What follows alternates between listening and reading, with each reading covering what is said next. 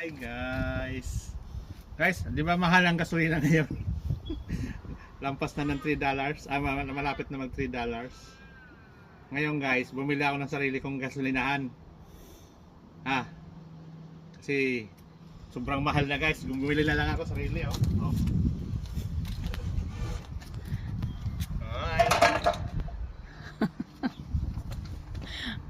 Gasoline. Picture ko. Gasoline station ko guys. So, Kaloy. Ito, gasoline station. Mahal na guys eh. Di mapigilan eh. Tuloy-tuloy eh. Ito, tayo na lang ako guys. Junk shop sa gasolinahan. Yan na guys oh. Ito lang guys. Ang gasolinahan ko guys. Tapos ito yung mga reservoir ko. Kahapon lang yan.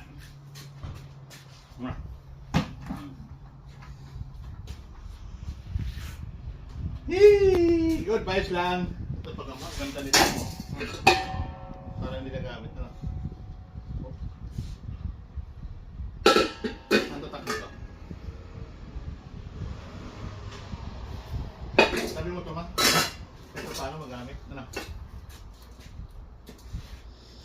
Ito ibibenta ko lahat yan. Tomorrow. Ayan. Tomorrow? Yes. Hapon pa naman ako alis eh. Bukod sa Lunes guys, punta tayo ng site. Yan naman. Ayun na yan.